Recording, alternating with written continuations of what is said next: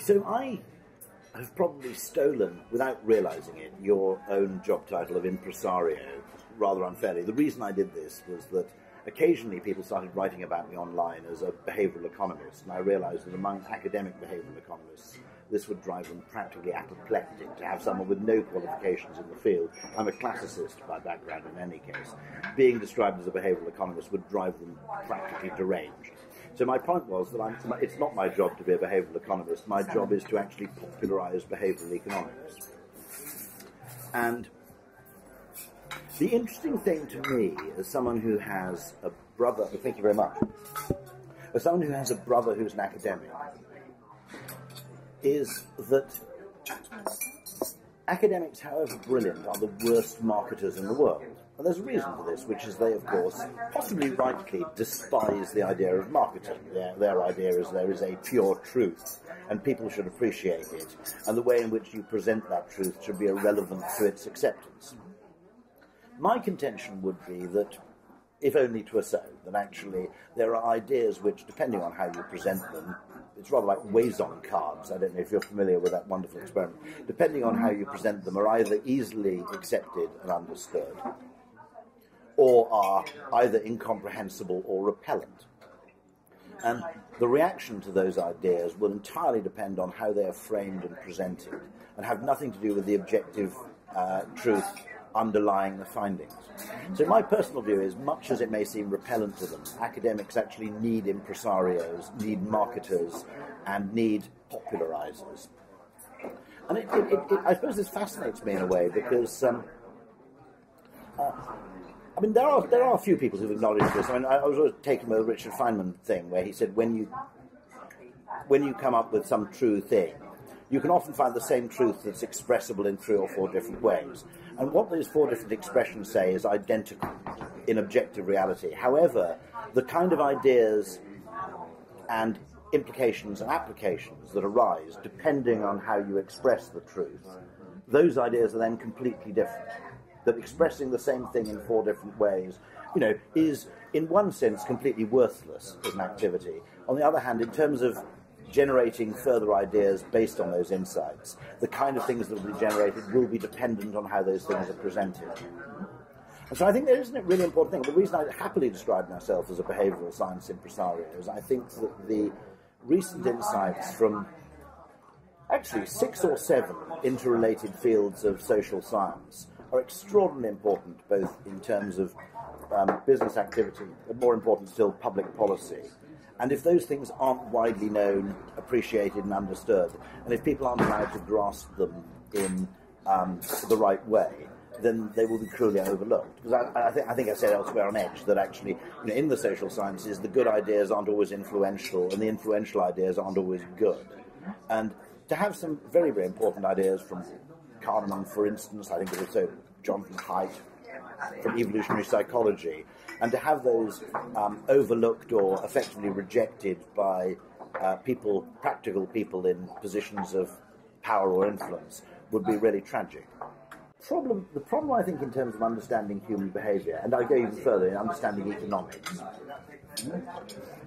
First problem, this is slightly separate from everything else. One question is, why is neoclassical economics disproportionately influential among the social sciences in influencing policy and bank behaviour and indeed business? I mean, the finance director, the chief financial officer, is now typically the second most powerful person in any organisation. And he will unconsciously base quite a lot of his decisions on the unproven assumptions of neoclassical economic theory. So why is it that, for example, neoclassical economics, which is a pretty appalling predictive guide to individual human behaviour, how has it achieved this influence? One of them is, I think, it's mathematically neat, so people just fall in love with the elegance of the thing and are happy to ignore the fact that empirically it ain't all that. Another one, I suspect, is a peculiarity of academics. My brother's an astrophysicist. Well, I once said to him, look, you do extraordinarily advanced maths about galaxy clustering and galaxy formation. Why don't you just bugger off to a bank for 3 years, make a stack of money, and then return with the freedom to do pretty much what you like? And he said the problem is, for example, in astrophysics, disappearing off to work on a bank for 3 years is effectively career suicide. Now, there's one group of academics where working for Citibank for 2 years on a highly paid gig is not career suicide, and that would be among economists. Mm-hmm. So one of the reasons why economists, I think, are disproportionately influential is they can go off and get highly paid gigs with the private sector or with government, and it actually advances their standing. I imagine that if you're an anthropologist and you spend 3 years working for Unilever, it's actually a career setback. And so that's an interesting thing in itself, that the incentives are skewed towards encouraging economists to go and get involved in the wider world, whereas you effectively lose the respect of your peer group. My guess would be that if you were a sociologist in 1975 and you went and worked for an advertising agency, you might as well retire afterwards, because no one else in academic sociology was going to give you a job. But economics has this disproportionate influence, and my only sort of mission is to rebalance things. Now, interestingly, Bernays, who was Freud's, I think, son-in-law and something else, he was related to him in two ways, was actually effectively the father of modern PR. Right. And Bernays was involved in encouraging the social acceptance, or the social norm, as we now say, of smoking among women by creating a march of women holding torches of freedom, i.e. cigarettes, to promote the freedom of women. Now, I think we have to sort of slightly bury that one in terms of perhaps not the marketing industry's finest hour. But so Freud's son-in-law was actually extraordinarily influential in this way, but for the most part, no, you're absolutely right, that it's effectively career suicide unless you're an economist to go and get greedy. So that's one thing which I think is interesting. The other thing which I think is a problem is that to understand why conventional economic approaches are wrong, the problem is you don't have to understand one thing, you have to understand about 5 or 6 different things. So you probably need a bit of game theory, a bit of evolutionary psychology, a bit of behavioral economics, a bit of complexity theory. Now, the problem you then have is, if you have a case where in order to reject the consensus, you need people who know a bit about 6 different things, then simply by statistical averages, the number of people who appreciate all of those 3 or 4 different things, or 5 or 6 different things, is going to be a hell of a lot smaller. And I think that's genuinely the case. I mean, there are some good social scientists who make this point that really, unless you understand game theory, you can't begin to actually understand human behaviour. I think that's pretty fair. Then there's also an interesting question which I'd like to debate, which is the disproportionate obsession with mathematics in the social sciences, which is not to say that mathematics is not valuable.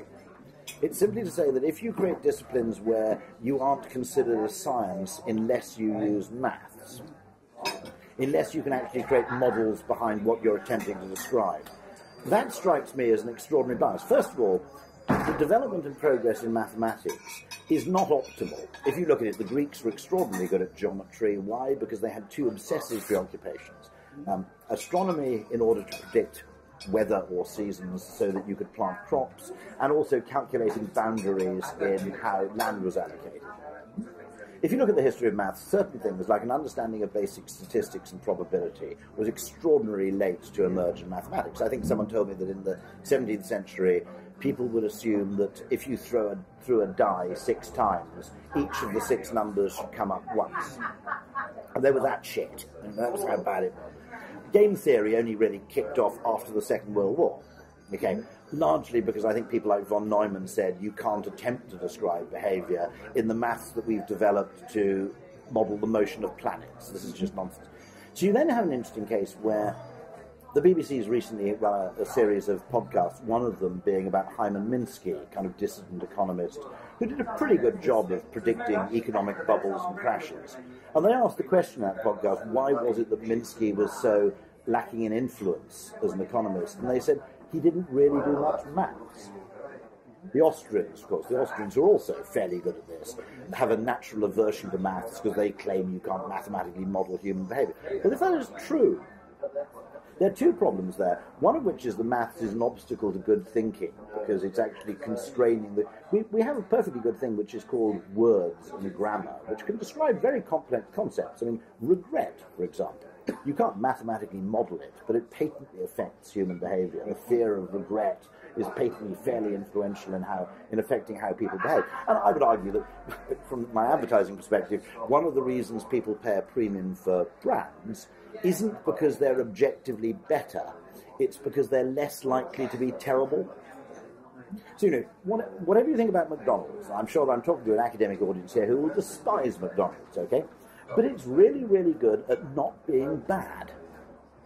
If you understand satisficing, which would be another concept, actually, which I think is hugely important to understand human behavior, we think we maximize and we describe our behavior as if we're maximizing, but most of the time we go, I want something that's pretty good and definitely isn't awful. And why do we go to McDonald's? Because is it the best food in town? Probably not. The search costs of finding the best place to eat in town, given that we've only got one shot at having a meal in a strange town, would be pretty high.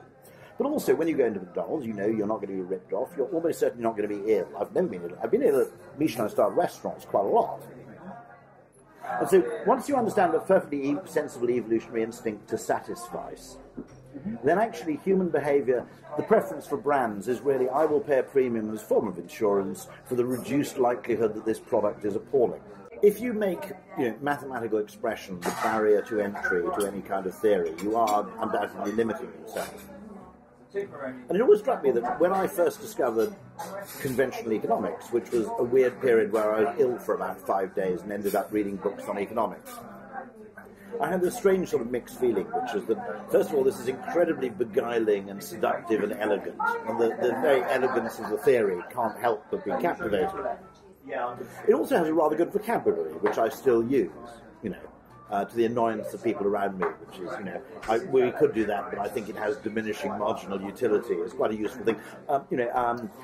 Sunk cost bias is a very useful concept. Understanding the concept of sunk cost bias is very useful because you can correct it in yourself. I mean, one of the single moments where I realised this stuff is really useful is when I first tore up a pair of air tickets. We had some non-refundable air tickets to go to Paris for the weekend. And 2 days, or actually the day before we were due to travel, both of us went down with flu, or feeling appalling. And we were there packing, thinking we've bought these tickets, they're non-refundable, we have to go to Paris. And I suddenly said, hold on, we're now going to spend another £300 or £400 on hotels, art galleries and everything else in order to feel crap in a hotel room, rather than feeling mildly ill at home. And so the moment when I actually tore up those travel tickets, that was almost a little Damascus Road experience where I realised some of this thinking is practically useful in everyday life. But it's interesting because I was seduced by economic thinking and the elegance of it, but at the same time, having worked in advertising for 15 years, I was also fairly conscious of the fact that this isn't really how people behave. And we'd always known, I think, in marketing, particularly in those fields of marketing like direct marketing, where you actually got results. You sent out letters to 50,000 people and saw how many people replied. We always knew there was something going on that we didn't understand. In other words, occasionally you might do some incredibly elaborate, complex and expensive work and have more or less no effect on the uptake of some product. And then someone would redesign the application form and slightly change the order of the questions on the application form, and the number of people replying would double. So we knew there was this mysterious kind of dark matter force at work in human behavior. And I think this is actually true of quite a lot of progress in human life, that actually businesses at least partly understand things before academics do. This is true of the steam engine. I think people developed steam engines before anybody knew how they work. True of the jet engine, true of aspirin and so forth. But people discover through trial and error and what Nassim calls stochastic tinkering. People make progress off their own bat without really understanding how it works. And some people would say at that point, then teaching birds to fly is, of course, the phrase that he uses. At that point, academics come along, explain how what works, and to some extent take the credit for it. Now, the extraordinary thing about the marketing industry, it's pretty good at discovering some of these biases which behavioral economics later codified. There's a wonderful advertisement I mentioned in my last piece, actually, How Else Could a Month's Salary Last a Lifetime, which is a De Beers advertisement in about 1953 for engagement rings. Now, that's a brilliant case of framing or anchoring, price anchoring. How on earth, how much should you spend on an engagement ring will suggest that whatever your month's salary is, that's what you should spend. No one ever got fired for buying IBM is a wonderful example of understanding loss aversion. And the advertising and marketing industry kind of knew this stuff mattered. But where we were disgracefully bad is that no one really attempted to sit down and codify it. And so when I discovered nudge was particularly irrational was another one, when I started discovering there was a whole field of literature about this thing for which we had no name, these sort of powerful forces which no one properly understood, that was incredibly exciting. Because the effect of these changes can be of an order of magnitude. This is the important thing. Most of the time, everybody assumes outside the advertising industry, outside business, outside marketing, that marketing is full of incredibly cunning, evil people, that you'll walk through an advertising agency and stumble through a door and find people experimenting with electrodes attached to the brains of rats. But the embarrassing truth is those rooms don't exist.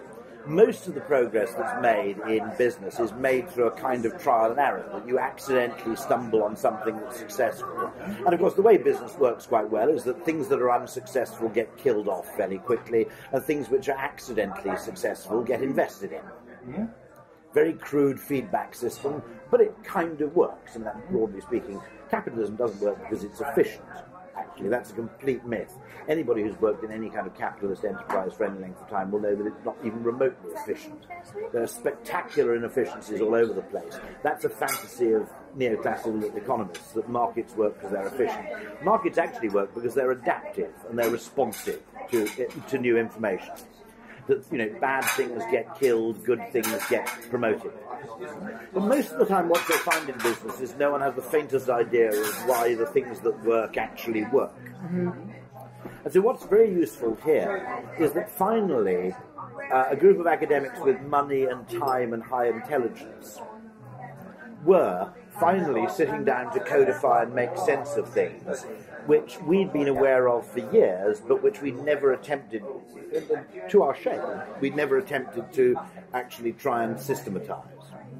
Now, by the way, I mean, there are going to be people watching this who are going to have, ethical dilemmas.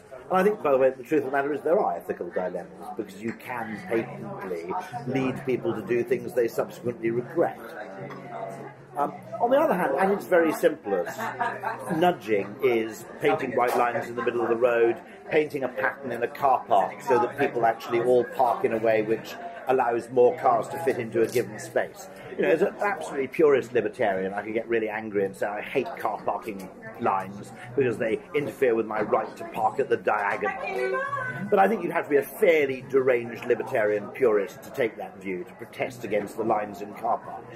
I suppose you could argue they're not obligatory in any case. You can, if you want to, park at the diagonal. It's just everybody else, social and reputational mechanisms come into play, and people actually, just think you're an arsehole. Now, I know that academics go practically deranged at the mention of Malcolm Gladwell. They'll say, some of the things that he says are unrepresentative or slightly inaccurate, or he misrepresents science or takes credit for this or that.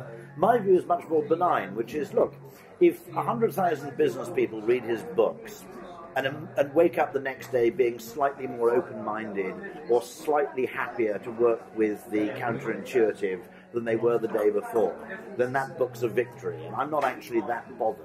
But that's because business and academia are fundamentally different. In academia, you have to be right. In business, you've just got to be less stupid than your competitors. And so the approach we have to progress and to advancement and so forth is fundamentally different. We're satisficers, basically. I mean, that's the truth of the matter. But I think this is extraordinarily important. And if you'll accept me as the other impresario, I'd be immensely grateful. It would be absolutely tragic if academic purism and dislike of marketing, Darwin actually, of course, being a fairly clear case, and his reluctance to publish and so forth. If this meant that really good, worthwhile and useful ideas, which in many cases could be enormously beneficial, can start to percolate through business decision-making and replace the dumber ideas. What I talk about, by the way, when I talk about dumb ideas, is there are two particularly dumb things that affect both business and government decision-making. One of them is the assumptions of neoclassical economics, which is basically creates an imaginary species in order to be able to mathematically model it. So Homo economicus, not only has it never existed, my contention is that if Homo economicus evolved for some peculiar reason, it would die out very, very quickly. It's not in our evolutionary interest to be rational, by the way. Any species that's rational also becomes highly predictable, and anybody who's highly predictable is rapidly dead because you can anticipate his behavior and game it. I would also say, by the way, in the commercial world, it's not in the interests of consumers to be rational. If you imagine a world of rational consumers where they all bought cars based on some formula which was fuel economy multiplied by acceleration divided by depreciation, or whatever it may be, obviously that's a fanciful example, what they would end up with would be really, really terrible cars. Because car manufacturers would immediately game their predictable and easily understandable preferences and produce cars which were, for example, which met all the metrics which have been laid down for a desirable car. But the cars would be ugly, uncomfortable, and generally ghastly and no pleasure to own. So it's our interest, in a sense, as consumers, to be to have a degree of unpredictability to our behaviour and to be difficult to model. But I think Homo economicus is really a contrivance in order to pretend that humans can be modelled as though they were atoms or planets or something else like that, which is a fundamental category error. It's what Hayek would call the application of habits of thought different from the fields in which they've been formed. And so understanding human behaviour is always, in my view, going to be slightly messy, imperfect, and so forth. There will always be, different people, by the way, will always use different heuristics in order to make decisions. So no group of people will ever behave in an identical or predictable way, nor will they maintain those behaviours or proxies for a long time. My question. They're very interested in the work of Gigerenzer, because, of course, one of the points he makes, which is naturally music to the ears of a marketer, is that, of course, how you present true things has a huge effect on how we actually perceive and understand and act on those true things. The same thing can be true in 4 or 5 different forms depending on how you display statistics or how you display probabilities. But nonetheless, the presentation of it in one form is in line with our evolved psychology, and we're comfortable with it. The presentation in a different form is deeply dissonant with our evolved psychology. And so, if you think about it, if you look at the world of physical design, we steer generally. I drove you here today, and we steer the car with our hands. And every single car I know, including Formula One cars, has a steering wheel. Now, our hands didn't evolve to steer cars. What we do very sensibly is we design cars in such a way as some evolved equipment that we have is quite good at steering. Which is why nobody's attempted to devise an interface where you steer your car with your nose. So in the physical world, we're very good at designing things that work well with our evolved physique. If you take the psychological world, we're much, much worse. We are, I think, in many cases, doing the equivalent of designing a car which you have to try and steer with your nose. Because our understanding of and our appreciation of evolved psychology is much worse. First of all, we think there is such a thing called perfect reason, that we should be able to deploy reason and logic in every decision we make, when most of the time we simply don't have enough information to do so, or the costs of acquiring that information will be absurd. Or indeed, of course, the information is not available in a comparable form. It's very difficult, what weighting, if you're looking at 3 or 4 variables when buying a car, what relative weighting do you attach to things, and are they linear, and are they even sort of monotonic in terms of how they're perceived? So I mentioned a few fields which I thought were important for anybody understanding human social behaviour. I mentioned, obviously, evolutionary psychology. I mentioned game theory. I mentioned behavioural economics and so forth. I'd also include psychophysics in that. I mean, we simply don't perceive the world in objective ways. It's not in our evolutionary interests to actually perceive objective reality. It would be computationally very wasteful, and in survival terms, it would be extraordinarily ineffective. So what fascinates me is that when we design physical things, no one's so dumb as to design a car that you steer with, your little toe. But I think when we design programs and government policies and things, we commit that error all the time. And I think the reason we commit the error is because, first of all, nearly all the decisions where we attempt to predict or understand human behaviour are based on, as I said, this broken pair of binoculars. One lens is neoclassical economic theory, and the idea of perfect rationality, perfect information, perfect trust. That's obviously bullshit. I mean, the conditions of, a rational actor possessed of perfect information and perfect trust, engaging in a series of independent, standalone, utility-maximising behaviours is clearly nonsense. Oh, fantastic. Look at that. There we go, one more here. I have, obviously, for reasons of self-interest, I have a particular horror of this assumption, which is that if you're a marketer or you work in advertising, in such a world of perfect information and perfect trust, marketing and advertising wouldn't need to exist. And so one of the reasons I think that people in economics haven't traditionally had an absolute horror of marketing is they believe there was an objective truth, and that anything that actually interfered with the presentation of that truth was basically merely there to deceive people and to distort and effectively hack their perception. So I'm very, very interested in what Gigerenzer says, partly about how you should present statistical findings in a way that's in line with the way the brain works. I'm also hugely a fan of the understanding that what we have done is evolved a kind of heuristic toolkit, where it's not, by the way, a constant toolkit either. I think we learn and replace and change our use of things, but in those things which we do reasonably regularly, we get pretty good at using those proxies. In other words, information sources that are readily available, computationally tractable, and pretty good at helping us satisfy us.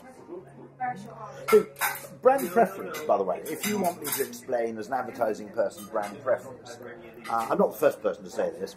One of them is that someone who has a very valuable reputation that's been built up at great expense over many years is simply more reluctant to sell a bad product than someone who has no reputation to lose. If you want to put it very crudely, we like doing business with people we can hurt a bit.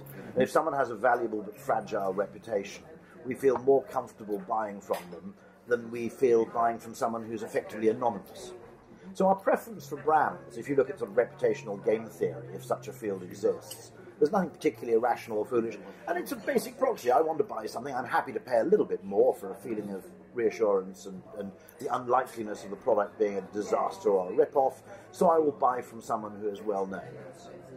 And I think understanding human behaviour through the lens of perfect rationality is effectively a cul-de-sac. It's a nonsense.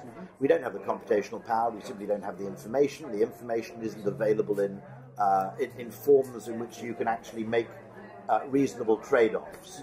And so the use of these sort of heuristics and proxies, I'm pretty uncomfortable with the word bias, actually, because I'm not even sure you can say in most real-world situations that there is a rational solution.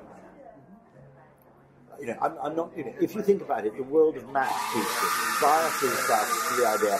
You take the typical high school maths question, and it will have something like 2 buses leave a town at an identical time, travelling at a constant 60 kilometres an hour, travelling in opposite directions. Okay, and the reason you have this nonsensical imaginary world where buses travel at a constant 60 kilometres an hour is in order to give kids maths problems to solve where there's a right answer. They're fucking buses, for God's sake. When does a bus ever travel at a constant speed? Okay, it doesn't happen. When do roads go in perfect straight lines? When do buses... It's a nonsense. In the real world, the information we have is kind of mucky, it's imperfect. What we have to do is latch on to a few of those reliable signals that might actually help us make a reasonably quick decision without actually agonising it over for ages, and use them. And probably then, if they prove actually pretty unreliable, then we might reject them. I would argue most people pay money for brands because most of the time when you buy something from a well-known brand, it doesn't disappoint. And that's therefore something that people continue to do. One interesting thing that's regularly occurred to me in business, which no one in economics seems to have considered, is that the consumer surplus doesn't seem to bring any happiness. And that seems interesting. Would it be possible for you to enable people to understand the consumer surplus, and would that actually make them happier? So, for example, most people who are in the richer, or let's say the top quartile of disposable earnings, when they buy a flat-screen television, first of all, it's worth remembering about a large plasma screen television that Louis XIV would have given you half of Burgundy in exchange for a modern television. So if your frame of reference is what would Louis XIV like, you'd fill your house with electronic equipment and rejoice in every single last element. The second thing is, when you buy that television, you might be prepared, if such things cost that much, to pay $3,000 or $4,000 for a large plasma or LCD television. In reality, the thing's priced at a level which effectively appeals to, let's say, 75%, 80% of the market, and you only have to pay about $800. But nobody leaves that shop going, that's extraordinary, miraculous, I am now extraordinarily happy because something I would have paid $3,000 for, I can buy for $700 or $800.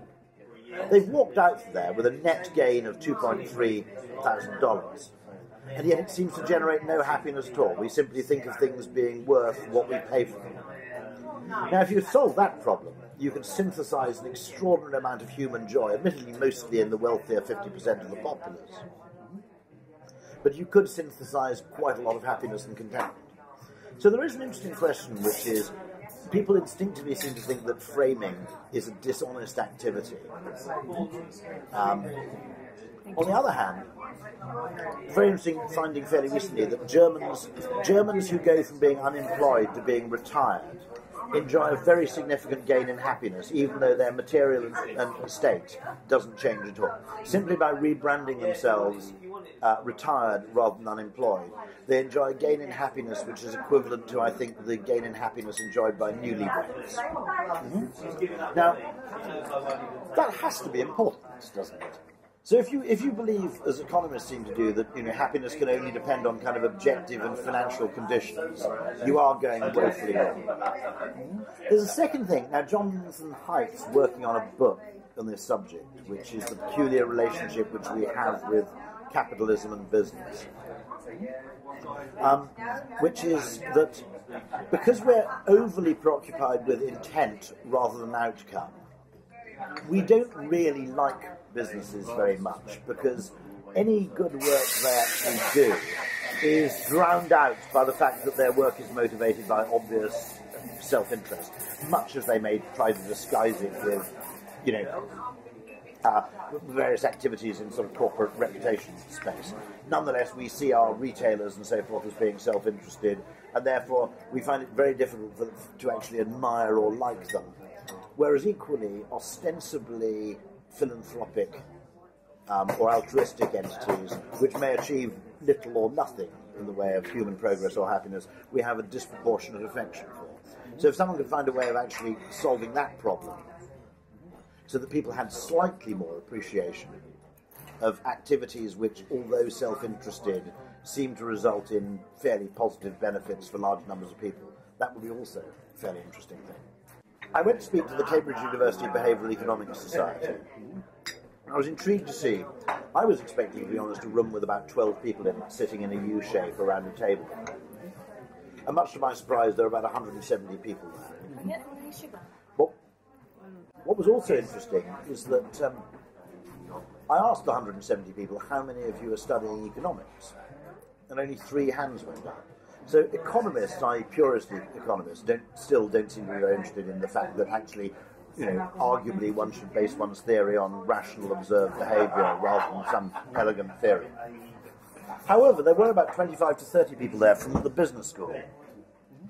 So what you are finding, I think, is that business, for obvious reasons, is more interested in this than the conventional economic establishment. And you can quite reasonably understand why.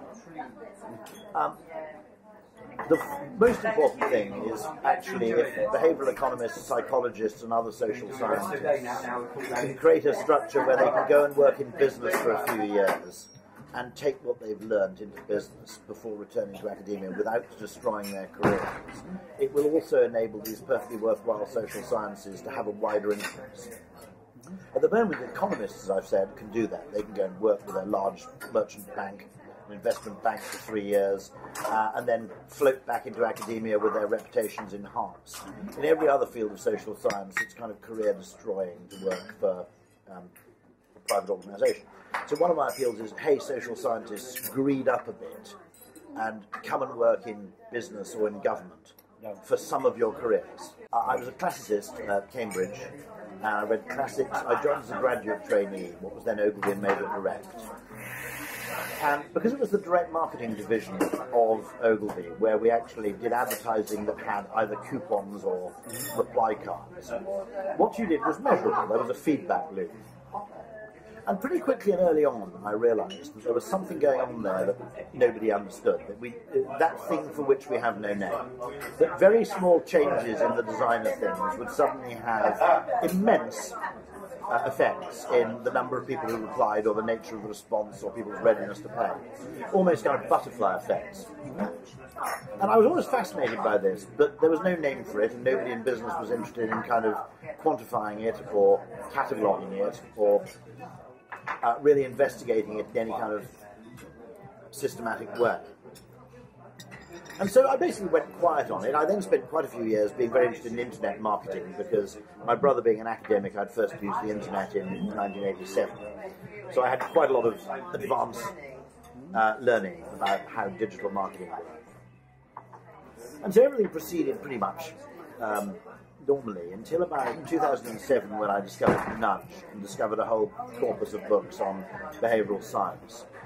And then in 2009, I was appointed president of the IPA. If you're an American, this is equivalent to the 4 A's. It's the Advertising Agency Trade Board. And for my agenda for those 2 years, Daniel Kahneman was, in fact, I think, our second guest speaker. Shortly, I think, just very shortly after the publication of Thinking Fast and Slow, he came over and spoke to the IPA. I made it my mission to try and establish proper links between academic psychology and social science and the advertising industry. Those links existed, by the way, I think in the 1970s. Those of you who watch Mad Men will know in the earlier episodes of Mad Men, there's a strange person floating around with a bow tie and a probably fake Viennese accent, who was kind of in-house psychologist. There were some remarkable people. Louis B. Cheskin, by the way, Google him, who founded a kind of colour institute. Bernays himself, obviously. There were a whole chunk of very, very interesting people. You also, I think, you may have known someone called Howard Gossage, who very, very early on founded something called Generalists Inc., which was almost a precursor of behavioural economics. It was an advertising agency designed to look at the influences and biases of human decision-making. And I thought, actually, it's time we actually learned to understand this far, far better, rather than, as I think had happened for the previous 20 years, simply stumbling on things by accident. Broadly speaking, by the way, everybody assumes, as I said, there's this sort of evil science thing in the marketing world.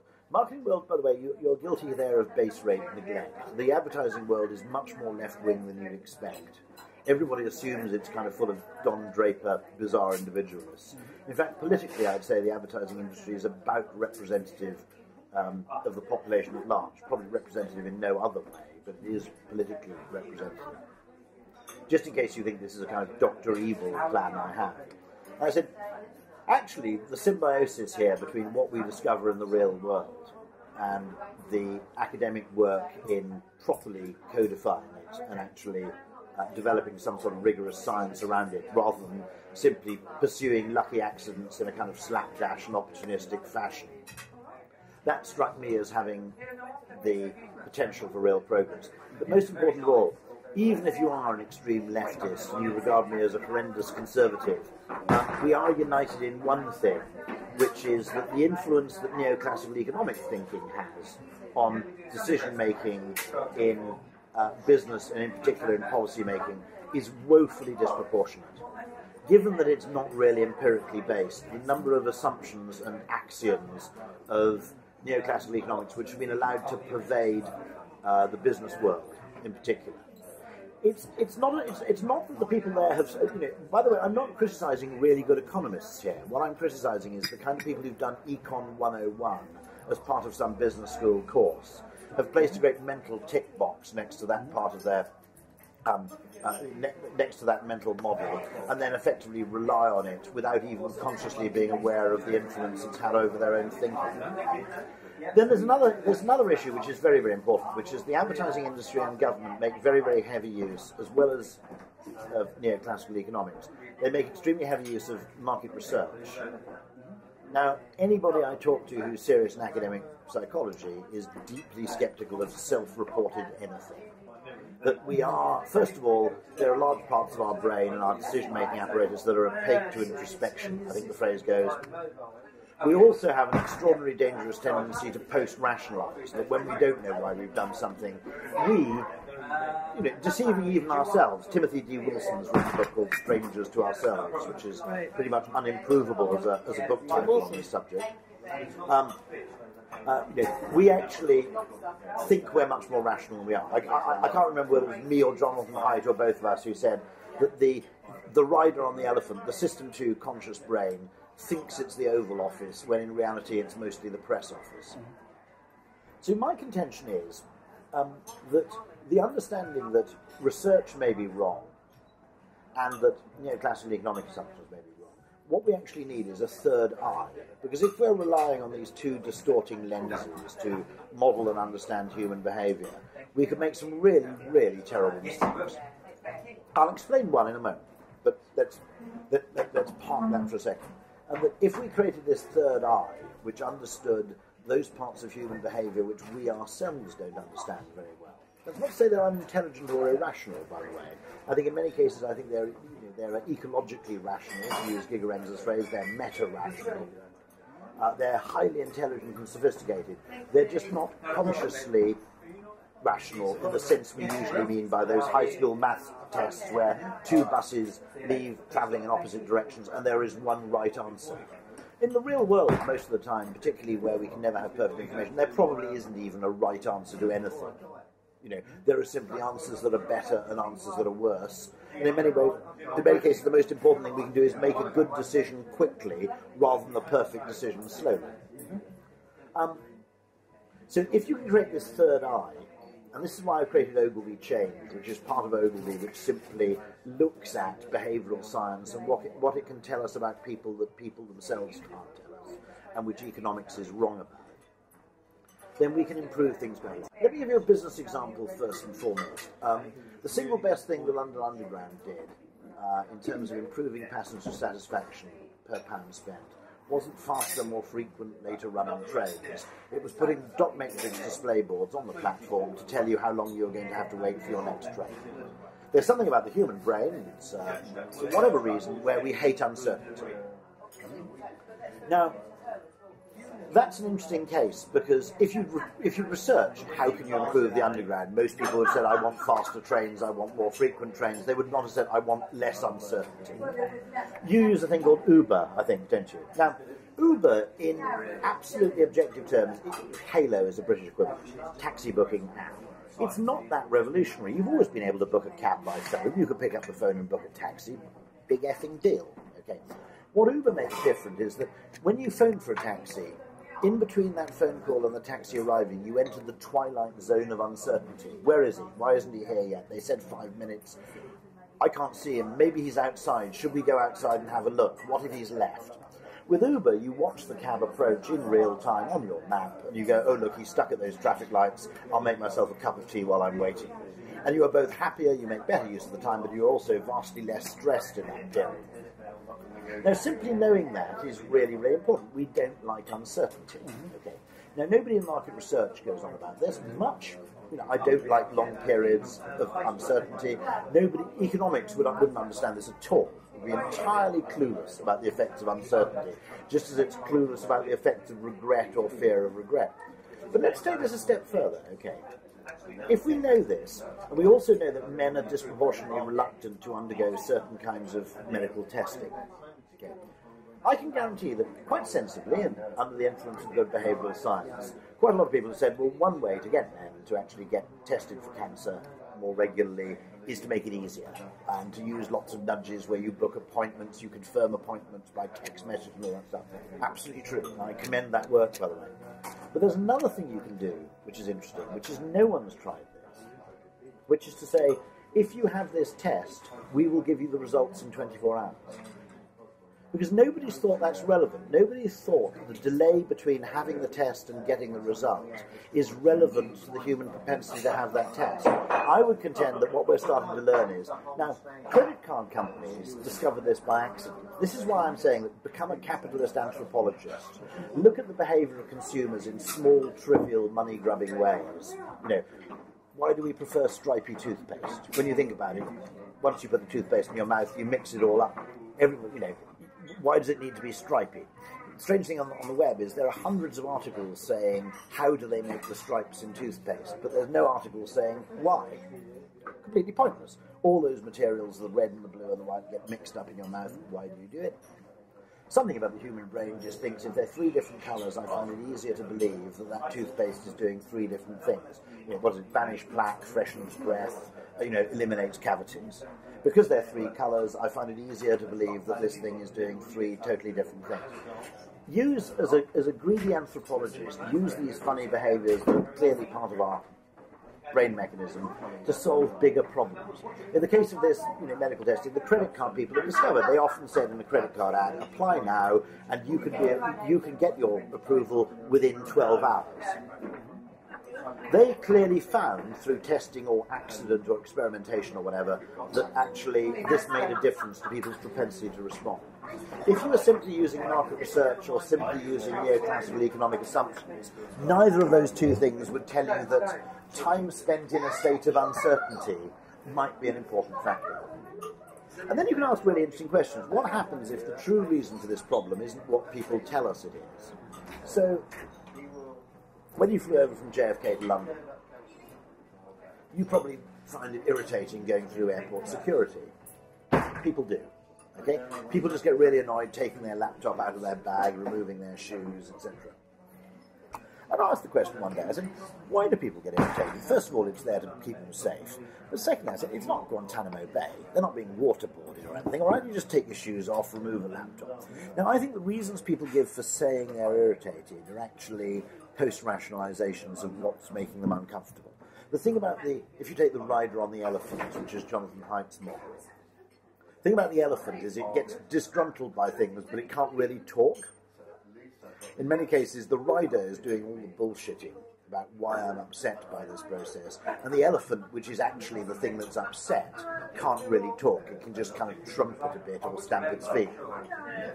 And I asked the question, let's do some experiments to find out if you can make airport security much less System 1 irritating by changing certain things. Is it the fact that this takes place in public? In other words, if you went into a little private cubicle, took all your stuff out of your bag, then in your own time returned to public view, placed your tray on the conveyor belt and went through, would people, is it actually subconsciously a feeling of humiliation in a public place that upsets us? Is it the fact that we're rushed because there's a queue of people behind us and we feel if I cock up here and make a mistake and the thing goes bing, I'm going to have 10 people behind me who go, that guy's an idiot. So is it fear of humiliation?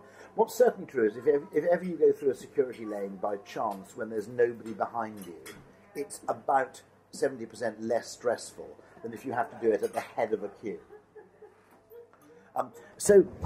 My contention is that, you know, what we could do is do a series of experiments. I think you would design an airport security queue which was just as efficient or even faster than current queues, but which didn't create the degree of anxiety and unhappiness that this procedure seems to be creating at the moment. Now, at this point, why I'm excited is I genuinely think you can synthesize happiness.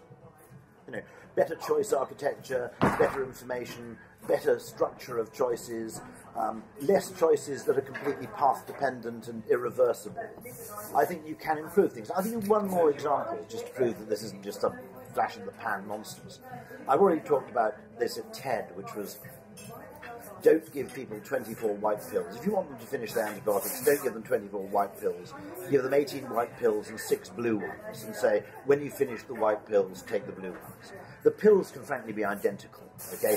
People will simply be more likely to finish a course of treatment if it comes in 2 sequential colours.